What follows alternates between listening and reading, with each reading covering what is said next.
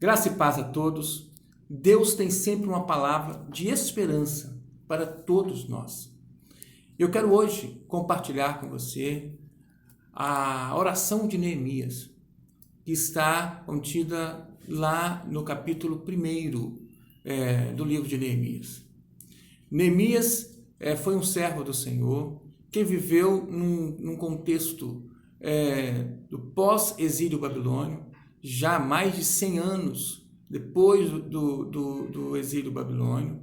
As pessoas tinham muitos voltado para Jerusalém, outros tinham seguido as suas vidas em outros lugares e, por exemplo, Neemias estava na cidadela de Suzã, um palácio do rei, do rei do Império Persa, que era o grande império da época, e esse Neemias era copeiro do rei, era alguém assim com responsabilidade e alguém que vivia uma vida muito confortável, muito tranquila.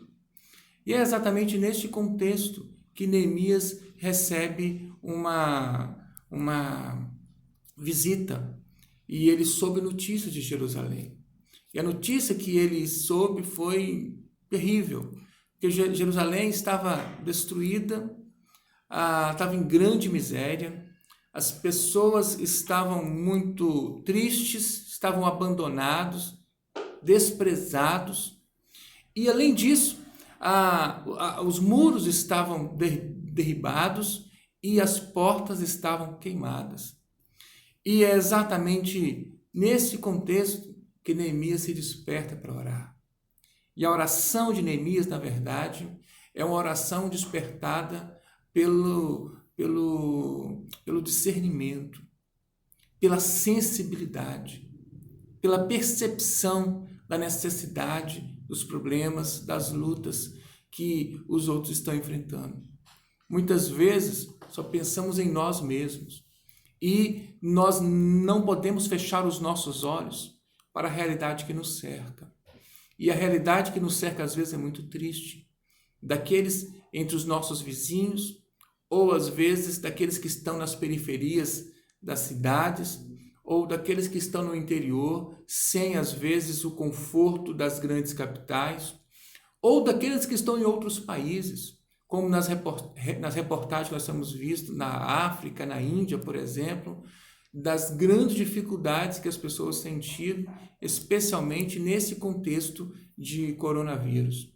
Por isso, é muito interessante a expressão que Neemias, que o texto de Neemias nos conta, lá no versículo 4.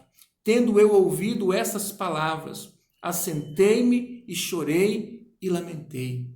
Queridos, essa sensibilidade, essa percepção da realidade do outro é extremamente importante para nós que somos servos de Deus. Jesus, a palavra do Senhor nos diz que ele andava pelas cidades e ele se comovia e ele ficava com compaixão porque as pessoas estavam como ovelhas sem pastor. Imagino que se Jesus estivesse hoje nos nossos dias e vendo a realidade, as estruturas sociais que muitas pessoas se encontram, a realidade terrível, né? O mínimo como servos do Senhor nós deveríamos fazer é essa posição aqui de Neemias. Assentei-me, chorei e lamentei. Mas Neemias não ficou só nisso, Neemias também orou. E é muito interessante a oração de Neemias. O texto diz, e estive jejuando e orando. Aliás, antes inclusive da oração tem o jejum. E o jejum é um complemento. O jejum é um adendo à oração fundamental. É um companheiro da oração. Traz a ideia da consagração, traz a ideia do sacrificar a si mesmo em favor de um propósito. E o conteúdo da oração de Neemias é muito interessante. Porque, primeiro, Neemias fala aqui a respeito, na oração, ele diz, versículo 5, e disse, Senhor, Deus dos céus, Deus grande e temível, que guardas a aliança e a misericórdia, Aqui, Neemias, o primeiro ponto da oração de Neemias foi exatamente a adoração. Foi exatamente o louvor. E nós precisamos ocupar tempo das nossas orações adorando, louvando ao Senhor. Temos tantos motivos para glorificar o nome do Senhor. Temos tantos motivos para exaltar o nome do Senhor. E Neemias nos dá esse exemplo. O primeiro ponto da oração de Neemias foi a adoração, o louvor. O segundo ponto que nós vemos aqui foi a intercessão propriamente dita. Quando ele disse: estejam, pois, atentos os teus ouvidos e os teus olhos abertos para acudires à oração do teu servo, versículo 6, que faço na tua presença, dia e noite, pelos filhos de Israel. Isso é intercessão, querido. Isso é súplica, isso é clamor, isso é um pedido claro, deixando claramente para Deus o seu pedido de oração. E assim nós temos que fazer também. Nas nossas orações, temos que ter clareza daquilo que nós estamos pedindo para o Senhor. O terceiro ponto, também muito interessante, fala da confissão. Nessa oração de Neemias, ele diz o seguinte, no versículo 6 também: faço confissão pelos pecados dos filhos de Israel. Olha que coisa interessante, querido. Ele não está reconhecendo o pecado de si mesmo somente, mas ele está entendendo que ele precisava fazer essa confissão de pecados por toda a nação. Faço confissão pelos pecados dos filhos de Israel, os quais temos cometido contra ti. Eu e a casa de meu pai temos pecado. Temos procedido de todo corruptamente contra ti, e não temos guardado os mandamentos, nem os estatutos. Aqui claramente nós percebemos alguém que estava absolutamente sensibilizado com a realidade daquele povo e estava ali sensibilizando o coração de Deus. Isso, queridos, é muito interessante.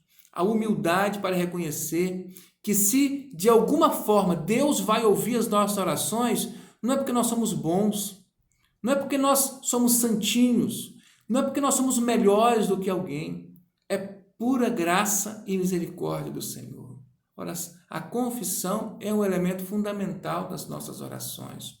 Um quarto ponto, aqui, Neemias se apropria da palavra do Senhor, das promessas que estão contidas na palavra do Senhor. E aí, queridos, é muito importante a gente entender, só é possível se apropriar de algo se conhece aquilo. Só é possível se apropriar das promessas que estão contidas na palavra do Senhor se nós conhecemos a palavra, se nós lemos a palavra, se nós vivemos a palavra. Me parece claramente que era o caso de Neemias. Neemias conhecia as promessas e diz assim o texto: lembra-te da palavra que ordenaste a Moisés. Olha que coisa linda. Moisés viveu há muitos e muitos, centenas de anos antes.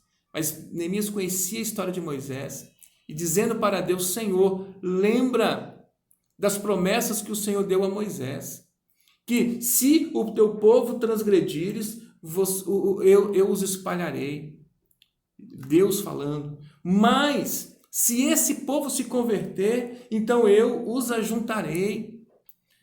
Neemias dizendo para Deus em sua oração: lembra da tua palavra, Senhor. O Senhor não pode negar a si mesmo. E aí ele termina o versículo 10 dizendo: esses ainda são teus servos. Olha que oração linda, querido. Olha que oração totalmente, poderia até dizer racional, no sentido, uma oração lógica, no sentido de que a fé pode estar absolutamente sintonizada com um argumento totalmente lógico. E aqui Neemias faz exatamente isso. Neemias, com toda a sua fé, argumenta para Deus: Senhor, a tua palavra que o Senhor deu a Moisés foi o seguinte: se o povo transgredir, o Senhor vai espalhá-los. Mas se esse povo se arrepender, o Senhor vai ajuntá-los. Senhor, eu estou me colocando nessa posição, na posição de todo o povo de Israel, na posição de confissão e de arrependimento. Nós somos ainda teus filhos, Senhor. Tem misericórdia deste povo. Que oração maravilhosa, queridos. É um modelo de oração que nós precisamos colocar em prática na nossa vida, no nosso dia a dia. Isso é um modelo essencial para nós. Bom, fica essa palavra para a sua vida. Fica essa palavra para a prática das nossas orações. Neemias nos deixa um grande exemplo de como nós podemos e devemos nos posicionar diante de Deus. Bom, um abraço. Deus abençoe a todos.